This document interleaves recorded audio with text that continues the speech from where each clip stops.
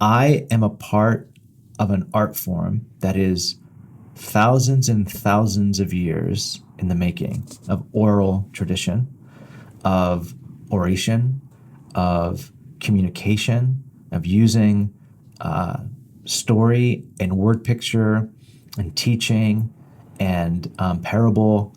And not only that, I am in the tradition of Jesus. Jesus was a teacher. Like, he came as a teacher. And it's an art form. And I was like, why am I just realizing this right now? Why didn't someone tell me this like early on? Like, what you do is an art form, just as much as like someone who writes music or someone who makes movies. What you do is an art form, and you create an artifact almost every single Sunday as a teacher, something that literally lives in the world.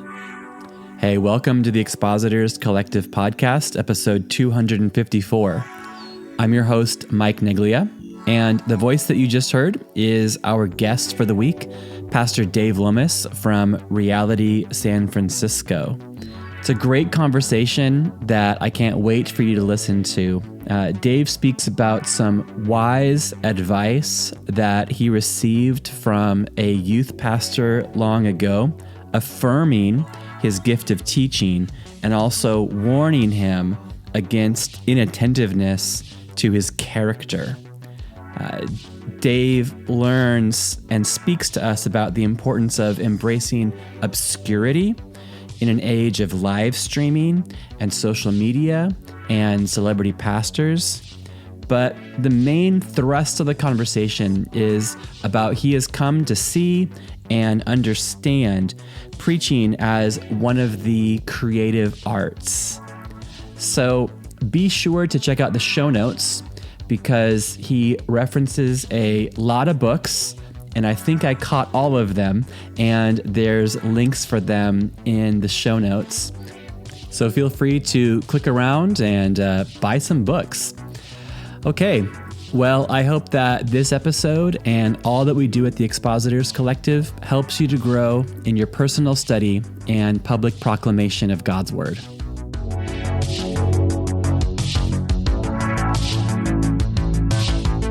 All right. Hey, welcome to the Expositors Collective Podcast. I get to speak with Dave Lomas from Reality SF. Good morning. How are you? I'm well. Good morning to you. Or good evening. I don't know. It's more my morning. It's night. Hey, I forgot to tell you this before we hit record. Did you know that your city and my city are twinned cities? So no way. It's 10:30 at night. Well, no. As in like Cork, where I live in San Francisco, they're twin cities. So when I drive into the city limits, it always says, "Welcome to Cork, twinned with," and it has like a list of cities, and San Francisco is one of them. Whoa. How's that for? That's awesome. Really obscure opening banter. I love it. Not that twin, interesting. Does that mean like? Is it like what is the twin? I think the mayor of my city like comes to your city sometimes, and I think maybe like the St. Patrick's Day parade. I think the mayor of Cork was part of the San Francisco parade. Yeah, I think I remember seeing that in the news. So I'm sorry. I wish I had better opening banter, but I'm not going to banter. But so Dave, why don't you talk to us about your first sermon that you ever preached? Let's get right down to business. Okay, so let me set the scene here. I was a senior in high school. No, I just graduated high school. So it was the summer of 1996. I had just graduated high school. And my youth pastor at the time asked me, after a year of leadership and being a Christian for about 18 months, asked me to teach the junior hires. And so I'm like, I don't know what that means. He said,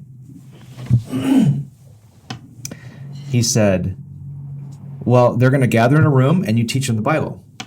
And I'm like, okay, I'm like 18 months into this thing. What do I teach them? He's like, pray about it and ask God what to teach them. And so I taught on the Great Commission. I don't know why I chose that topic. I do remember it very vividly. I remember sitting on my parents' dining room table because I still lived at home, reading a bunch of youth ministry books because that's what my pastor gave me, and trying to put together a teaching on Jesus commanding us to go into all the world and make disciples of all nations. The thing is, I probably didn't know exactly what that even meant, but felt like it would be a really good thing to start with the words of Jesus when you're teaching the Bible. And so I taught, and I remember feeling afterwards like energized, like I love that. I wasn't a public speaker before that. I wasn't like, it just something came out. It was like truly a spiritual gift. I think God just like, this is my gift to you. I'm going to give this to you for the church. So that was it. That was my first sermon. How did it go? Oh gosh, I'm trying to think. I honestly don't remember how it went. Yeah. I don't know if like kids were like, I think a lot of junior hires just kind of stare at you most of the time anyway. Yeah. But then I they all do became remember missionaries. They all went to all the nations of the earth because they were so stirred by you. Yeah, it's funny. I have there's a few of them in my church today. Here's what I do remember. I remember learning how to teach while I was teaching the Bible to junior hires who knew the Bible better than me, because they went through like Sunday school and Awana, and so I would teach on these Bible characters, and I wouldn't know how to pronounce their names, because who knows how to pronounce Old Testament names? Like I was trying to pronounce Shadrach, Meshach, and Abednego, and I'm like Shatter, and then the kid like Shadrach, like they knew, I didn't know, and so I kind of fumbled my way through teaching. And then eventually, I remember my first sermon that I gave in a big church. And this was a few years later. And I had been teaching junior hires and high schoolers. And then I was invited to the big church to teach the adults. And I remember after that, I don't remember what it was on, but I remember after that teaching, I had a bunch of like older folks who were mentors of mine who I looked up to just affirm the gift of God in me. And then my senior pastor at the time pulled me aside and said, "Do you know what your gift is?" At that time, I didn't. I honestly thought it was like leadership or something. I said, "I think my gift is like leadership." He's like, "You have a gift of teaching, and I see it in you. And here's my advice to you. Take care of your character." And I thought that was kind of out of the blue. Take care of your character. I was like, okay. He's like, because you're gifted as a teacher, your influence will grow really fast. But your character will not grow as fast as your influence, typically. So guard your character, or else you will fall. Like it was a warning and a affirmation and an encouragement at the same time. Some of the best advice I've ever been given. And I think God kept me in obscurity for a while, a long time in Bakersfield, my hometown, for that very reason. Learning how to serve college students, leading Bible studies in houses, and for years and years and years. And so I think, and then the internet came out, where it used to be like old school, you would have sermons on tapes, like legitimate like tape cassettes, and then eventually moved to CDs, and then it moved to MP3s on the internet. And I remember when that shift happened, because we started uploading sermons on the internet. And I tried to upload my youth sermons on the internet, like my Sunday sermons from youth. And the senior pastor said no. And I remember feeling so like offended, but it's like the wisdom of God. I'm so thankful that he didn't do that. And my point there is that when right now, as teachers are emerging, you are learning how to teach on the internet, like meaning your stuff goes out to the world. And your influence can either grow really fast, or you can say a lot of silly stuff that goes out into the world that lives forever. And so I think that I grew up in a time where there was an advantage of that stuff didn't kind of happen, and I was able to be in obscurity and learn. But guard obscurity as much as you can, or allow God to allow you to be obscure as you're emerging as a teacher. If you're teaching youth or college students, or if you're teaching Bible studies or Sunday school class, or whatever you're doing, as you're emerging, even if you have a young church, like allow the obscurity to happen, because that's the stuff. That's where like God grows you. You see obscurity in the life of Jesus, the life of Moses, the life of Paul. Like you see obscurity kind of everywhere, right? In Scripture. And the times of obscurity are very, very important to a life of a teacher.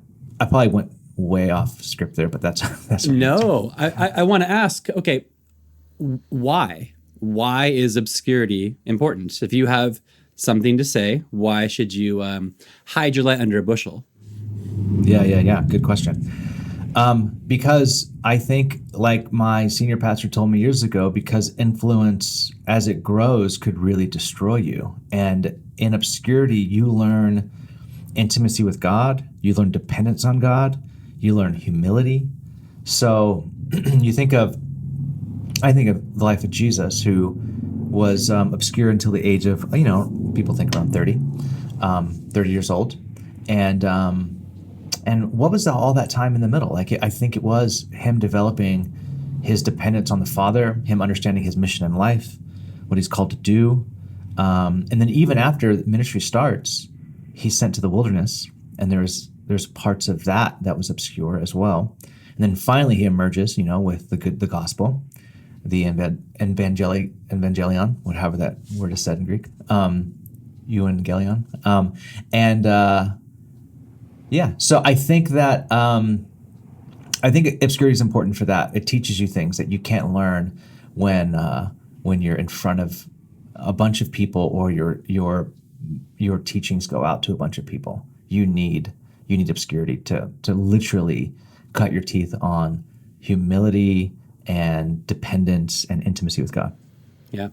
Well, thanks for unpacking that. And what a rare thing, I suppose. Those of us that lived and preached through lockdown when not having your sermons on the internet wasn't an option. Do you have any thoughts on how to be like a modern, a neoluddite? Should that be something that we pursue to keep our stuff off the internet today? Because, I hate to break it to you, but we're on the internet right now. Oh gosh. I thought you were doing tapes. You don't have a tape ministry? Yeah, stop by the foyer. Yes. It's a good question. Okay, so I would say there's something about like the self-promotion that is a part of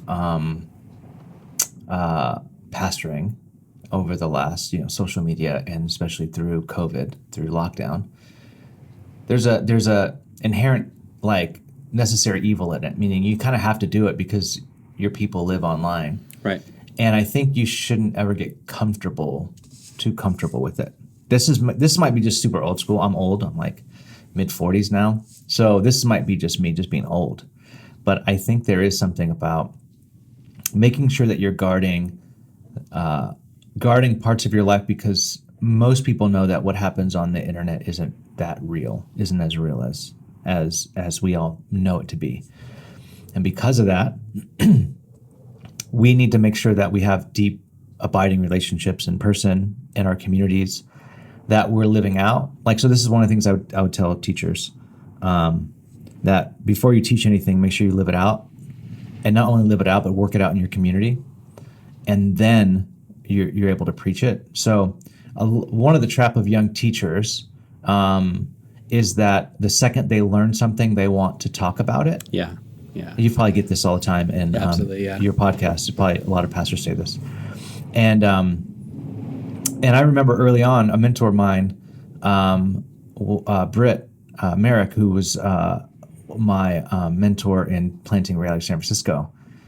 And I would do that. I had this proclivity to do that when I lived in Carpinteria, where Reality was founded. And I would like learn something and teach it. And he pulled me aside one time. He's like, Dave, you just learned that thing. I know you did, because we were reading a very similar book, same book, literally the same book. And you just literally just like heard that or read that, and you started teaching it. Like, you should probably give a gap between like when you learned it and how it's actually lived into your life, and then teach it. And it was, I'm sure people get this advice all the time. It's really one of the wisest things someone did in my teaching ministry, specifically because everything that we've done, like major series that we go through.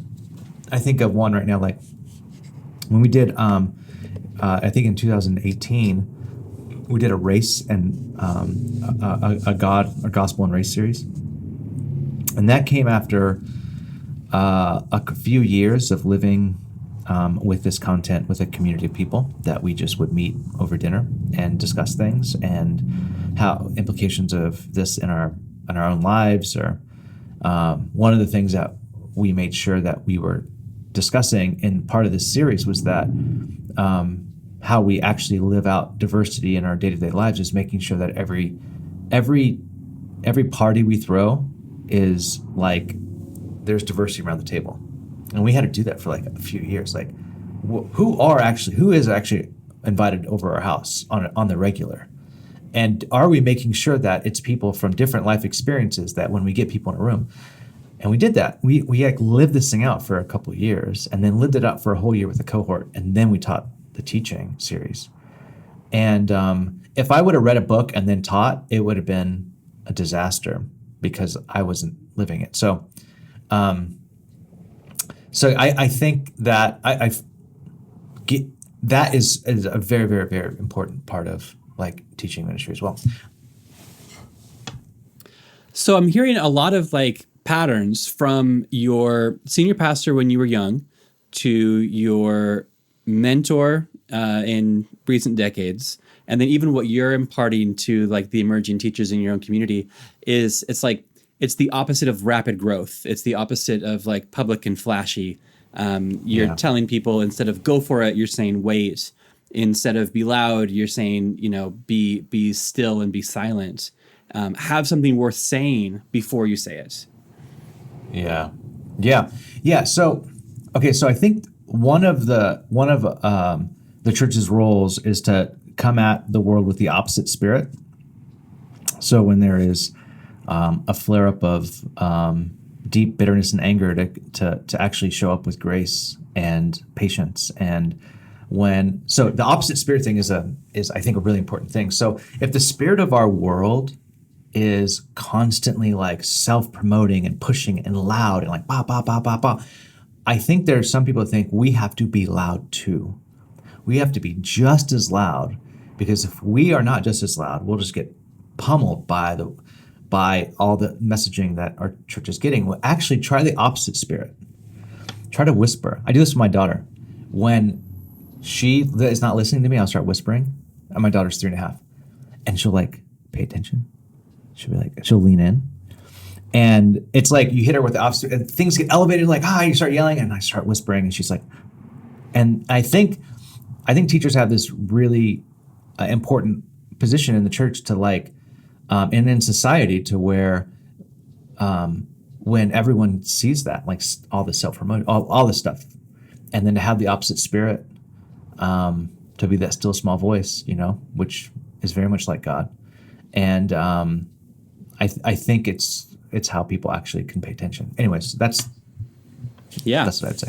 Yeah. Well, this has been a fascinating look at kind of, I don't want to say contrarian, because that kind of implies that you're trying to be different on purpose, but just the way that your discipleship has brought you into this surprising opposite voice. And I think it sits well with you.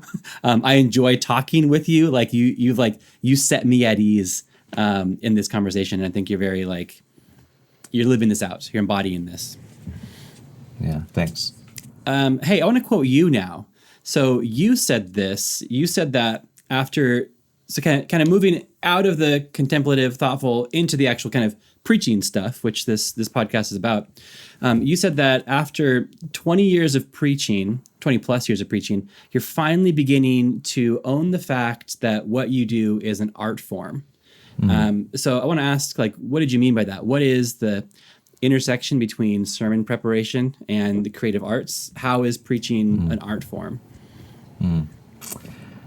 First of all, Mike, thank you for asking me that, because I love this question a lot. Because you can't say it so much on social media, not everything. But here's what I mean by that. Yeah, I posted that some time ago, a few months ago.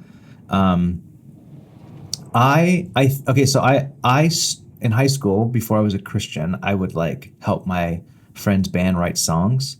And I'm not a musician, and I've always wanted to be a musician, or I always wanted to be an artist. I see people that are very artistic. I'm around a lot of artistic people, and I've always thought man, I wish I was artistic. I wish I was a designer, or an architect, or a musician, or a comedian, or some sort of I love the creative art form. And very recently, I've had this a moment of I am a part of an art form that is thousands and thousands of years in the making of oral tradition, of oration, of communication, of using story and word picture and teaching and parable. And not only that, I am in the tradition of Jesus. Jesus was a teacher. Like, he came as a teacher. And it's an art form. And I was like, why am I just realizing this right now? Why didn't someone tell me this like early on? Like, what you do is an art form, just as much as like someone who writes music or someone who makes movies. What you do is an art form, and you create an artifact almost every single Sunday as a teacher, something that literally lives in the world every week. And so how you put that together needs to be thought of as an art form. And then it helps me, and it has helped me, like prep or even sometimes read. So one of my favorite books, I'm sure that it gets mentioned on this podcast, is The Homiletical Plot. Not as much as you'd think. Yeah. So thank you for such. Yeah, Lowry has a great contribution that more people should know about. Yes, The Homiletical Plot has been, and I give that to every teacher that I'm like teaching how to teach. It's any book you get on screenwriting or storytelling, like these contributions help you in framing. First of all, how to tell a story. How do you tell a story? How does a story and the point of a story get down to a human experience that everyone can relate to?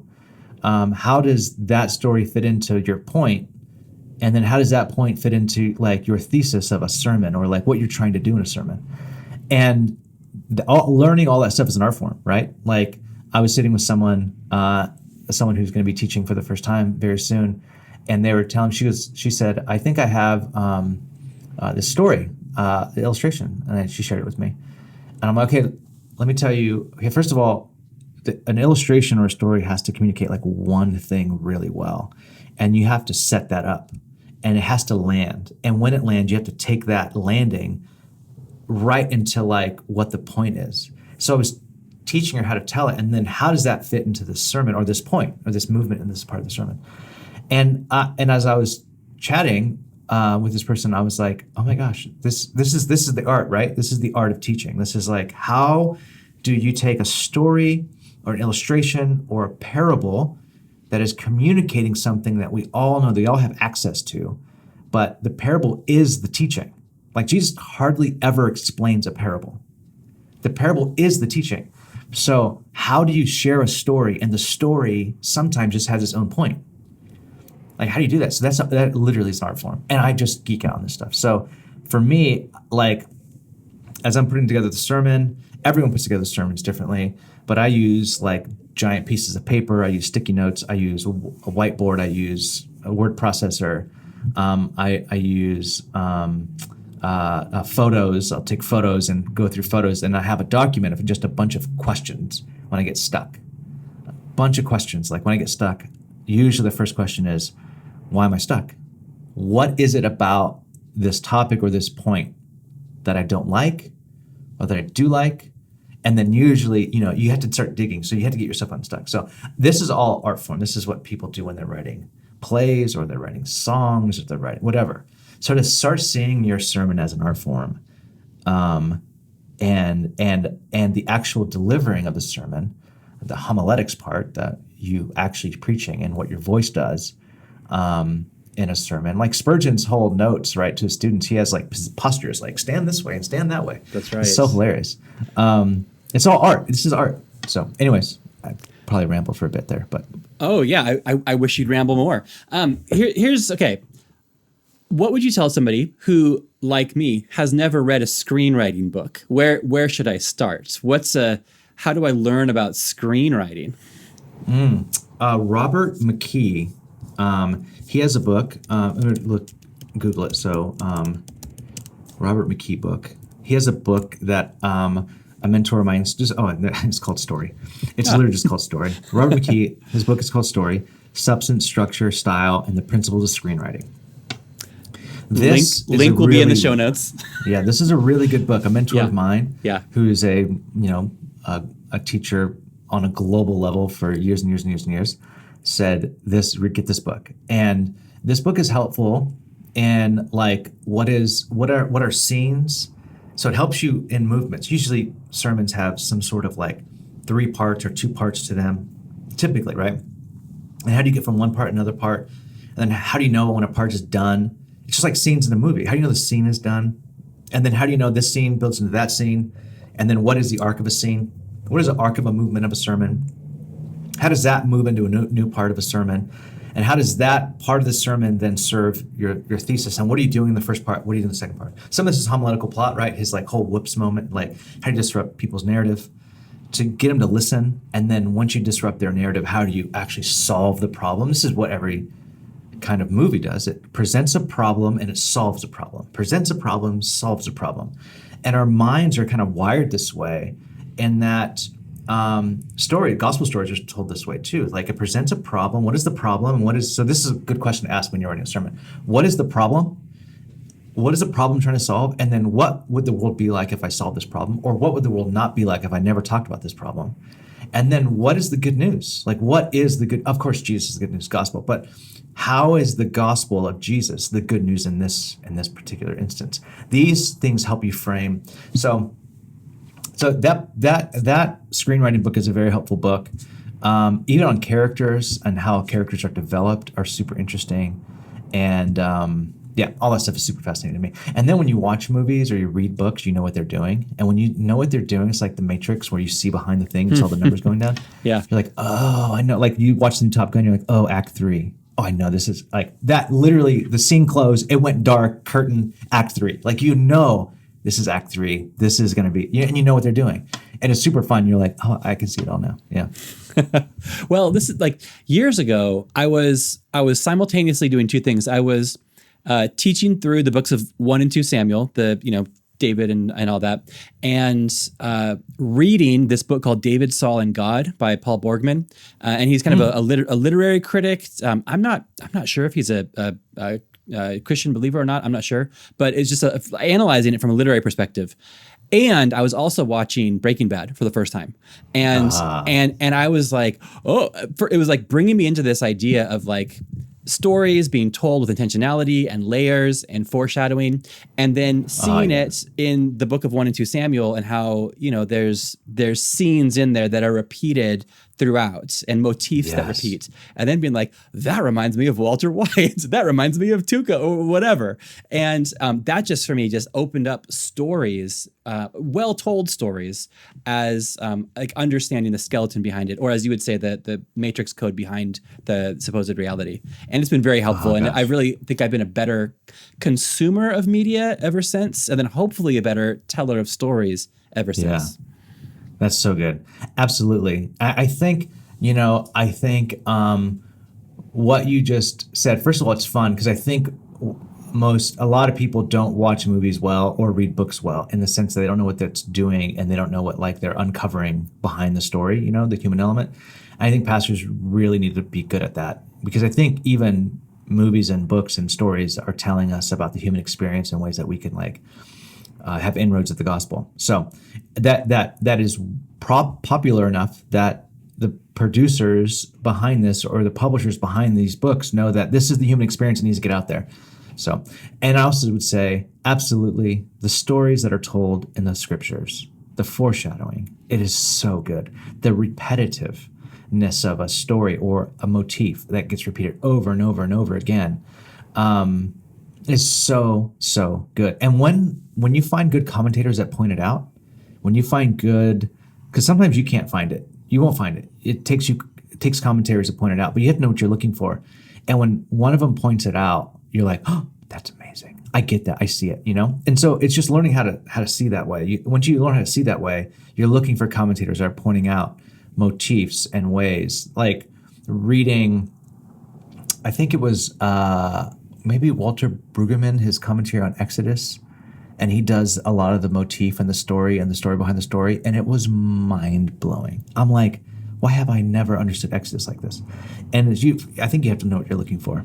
So or just live with it for a decade and read it and reread it, and maybe teach it to a class, and then interact with the students interacting with it with you, and then you take notes. And there's a, as Tim Mackey says, Jewish meditation literature. So it takes meditation sometimes for these things to unlock. Oh yeah. I was literally meditating today on that passage in John 9 where Jesus heals the blind man, and then the Pharisees are like, "Who healed you?" And they get all mad at Jesus. And then as I'm meditating on it, I probably knew this, but it was like fresh revelation this morning on like how the religious leaders were actually the blind ones in the whole story, and they were so blind. And then the way that John writes the story is he uses a blind man to tell the story of the blind Pharisees, how Jesus can heal pretty easily, maybe even in some ways weirdly, spit and mud, and how the people who see are the ones that are preaching to the people that are blind, but the leaders are supposed to be the ones that see. And I thought about that as a leader, like, God, help me see, because I don't want to be blind to what you're doing in our church and what you do in the world. And I don't want to be like, I know the Bible, I know exegesis, I know how this. I don't want to be like this Pharisee. So, but even the motifs, like there's ways that John is telling and Mark is telling their stories. So you get these like there's a reason why he put these two scenes together, not only because it happened, but there's a way they're telling the story. Yeah. Thanks for that. It happened, and it probably even happened in that order. But it's also told and retold in a certain way that highlights this truth.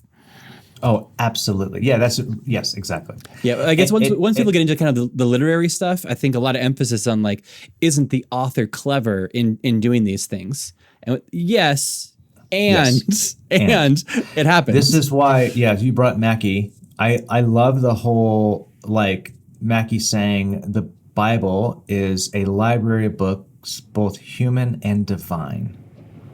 So God uses humanity in their experience, and since the way they grew up, everything, he uses all of that, the way they put story together in order to tell his story. So it's human. It's a human book, and it's a divine book, and it's God inspired and God breathed. And as you approach it that way, if you're just approaching it from and this, I don't think this is controversial, but maybe it is in certain circles. If you're just approaching it as a book handed down by God, and that's it, then you're going to miss so much. If you don't see the human element of the way the story is told through humans by God, then you're going to miss layers. You're going to miss don't you see? And I think that's what everyone's favorite parts, because they're the most human. This is why we love teachers that what's going on in the first century there, and you know what this word is, and you know what this is connected to, and you know what's going on, and you're like, you open up the world of the Bible. Yeah, I don't think that's controversial. We'll see. And I guess email you. We'll see. Yeah, make sure to email Dave at SF. I'll okay. And you know what? I'm just aware of the time. Maybe there's a final question. So Dave, how are you trying to improve? You have the advantage of preaching for a long time. You've had, more than 20 years of experience, in the pulpit, and you're not that old. But how do you want to get better?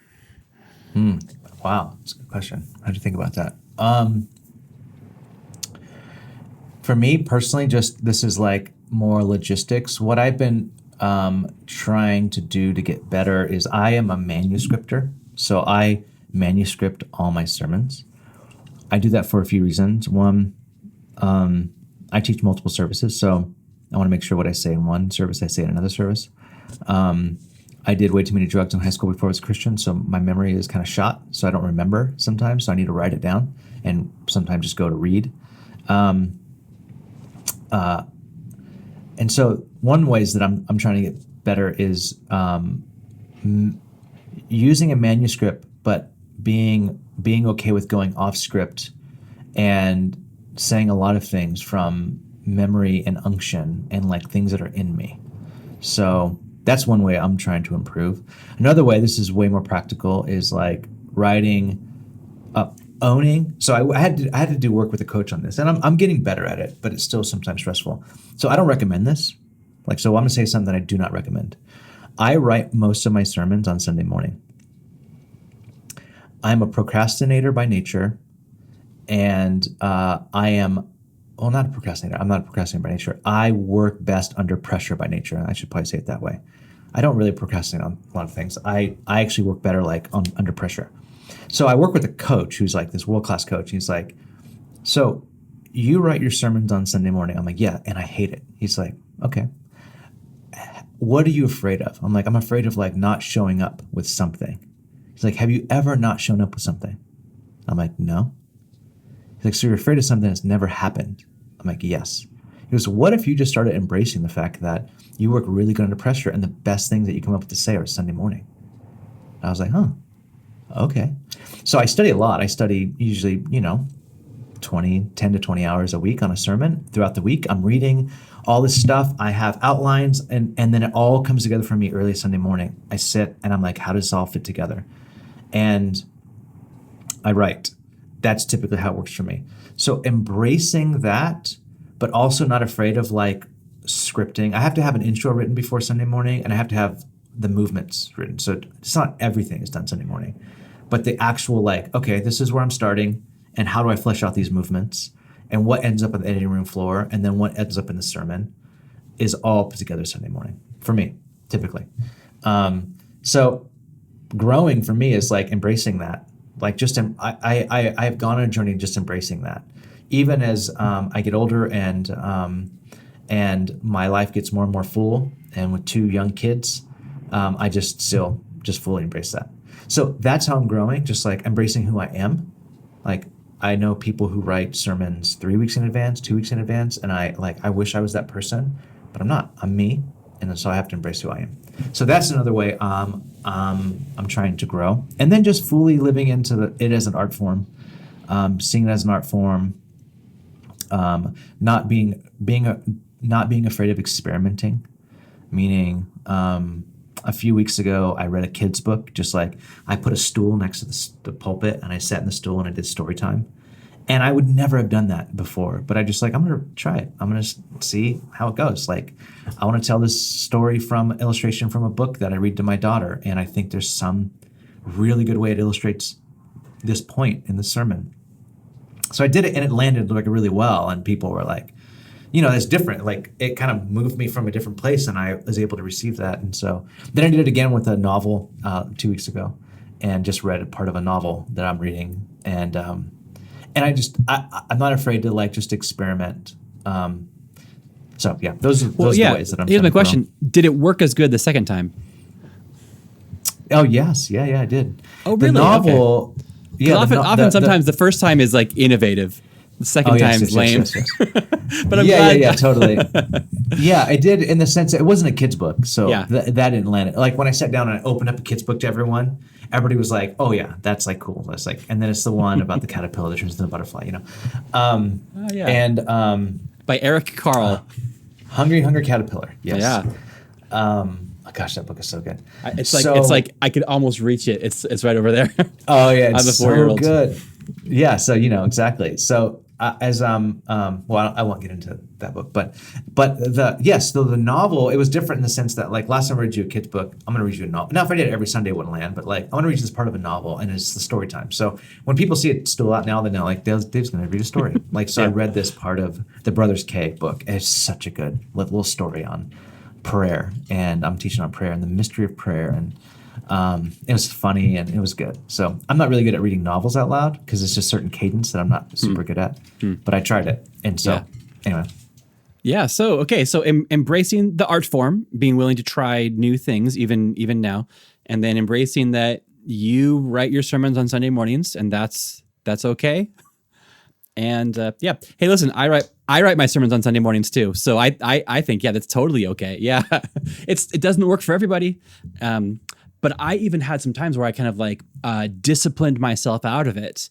And it was, final draft was done Thursday night, and, sent off to other leaders and doing all that thing. And then even like out of habit, waking up early on Sunday morning, and then just like, I got nothing to do, And then of course you're like, well, I should devote this to prayer.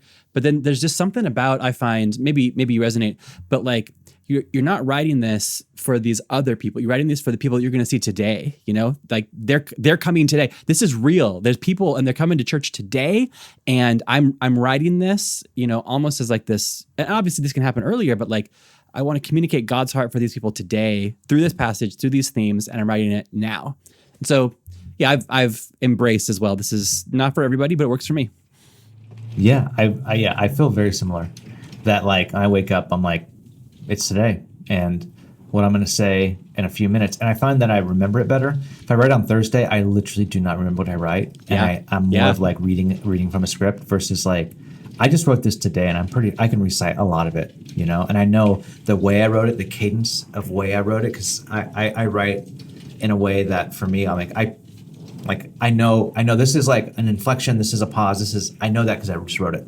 So yeah, but again, not recommended for the mass group of pastors out there. There's certain personality types that it works really well for. It frustrates the heck out of my staff because when they want to build something off of a sermon series, they can't because they get it Sunday morning. So we found that doesn't work. So when we create community group material or small group material that is like more in a theme of where the sermon is going, they just have to like detach it from me.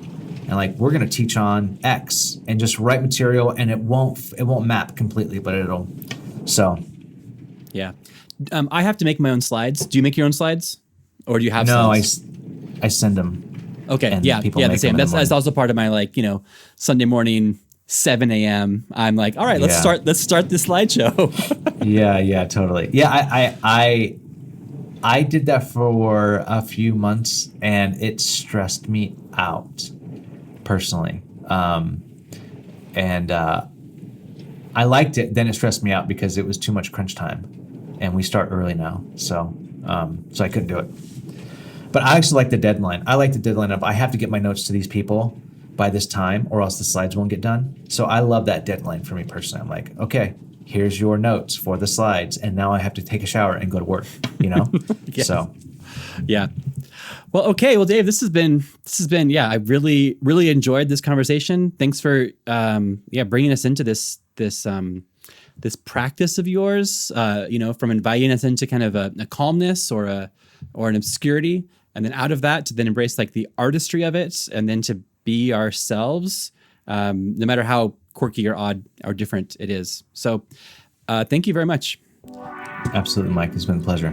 Super fun. Yeah. And to the listeners of the podcast, I hope that this episode and all that we do at the Expositors Collective helps you to grow in your personal study and public proclamation of God's Word. Thanks, Dave. Well, thanks so much, Dave. And thanks to you for listening all the way through. Now, if you're listening to this on the week or the month that it was originally released, it means that we are heading up to Christmas. And if you are looking for some Christmas preaching encouragement, well, then I'd encourage you to scroll back a few episodes, because there's a compilation episode that we put out a few weeks ago with different preachers and teachers giving their own advice as to how to preach the best Christmas sermon possible and how to structure the month of December in a way that honors your congregation and also helps you as a preacher to manage time. Dave is one of the voices in there, along with Taylor Turkington, John Brown, John Stark, and many others. So scroll back if you want some timely December advice or encouragement. Well, anyway, I hope that this episode and all that we do at the Expositors Collective helps you to grow in your personal study and public proclamation of God's Word. See you next Tuesday.